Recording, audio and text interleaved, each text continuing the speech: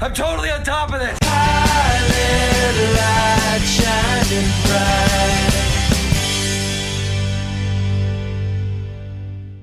Made on a budget of approximately $58 million, 20th Century Fox's Deadpool is the first superhero movie to kick off what promises to be a very busy 2016. After the character's first appearance in 2009's X-Men Origins Wolverine, development of the film had been stalled for years at Fox, and was looking as if it would never be made. The movie's troubled history making it to the screen, largely due to the resistance of former Fox executive Tom Rothman, also means that the film has a lot riding on it, even more so considering that Deadpool is one of the few films in this genre to carry an R rating. Even though this is not a production from Marvel Studios, this is a film they could very easily have made, as it carries the tone of the more recent Marvel films, as well as sharing its continuity with Fox's X-Men series. Deadpool doesn't take itself nearly as seriously as other superhero movies, but that's what makes it so enjoyable. Deadpool begins with our anti-hero tracking down the man responsible for his, condition.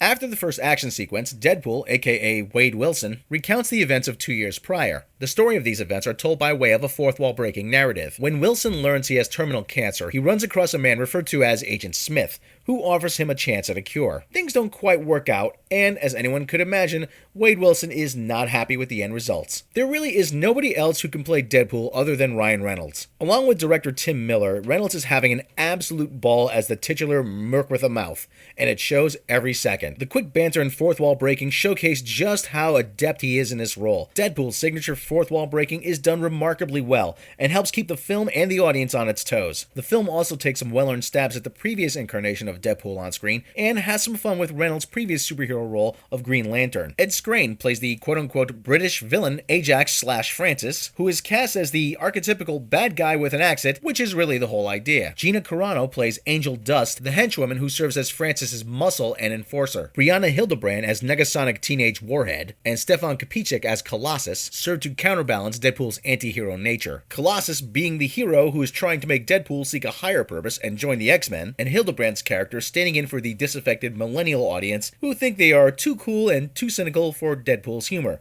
or maybe just for superhero films in general. T.J. Miller as Weasel is what you might call a comic relief character if the film had taken itself more seriously, which it never does. But it's Morena Baccarin as love interest Vanessa that stands out and gives Wilson a purpose. Reynolds and Baccarin played very much like a boy meets girl, boy loses girl story with a few major twists. Listen, it's a family show.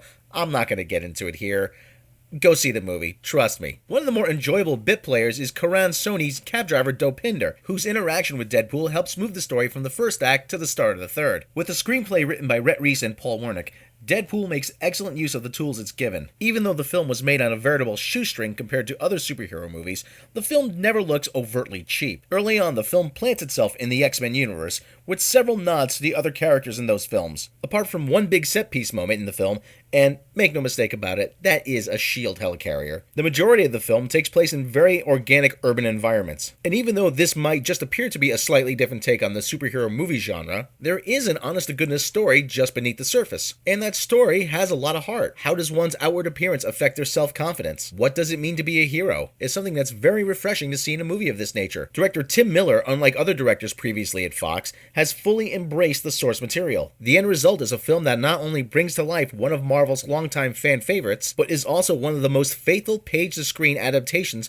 of any comic book character, probably since Richard Donner's Superman. Granted, not everything works. Some of the jokes are a little flat, and a few of the bits do go on too long. But the parts that do work very well. Be warned, Deadpool is definitely not for the wee ones, but anyone who is of the appropriate age definitely will enjoy it, as it is a thoroughly entertaining movie. And since Fox has already greenlit the sequel, we'll definitely be seeing more of the Merc with the mouth. Deadpool gets 4 out of 6 Chewbaccas. Definitely check out Deadpool. That's it for now. See you next time. My pilot light shine.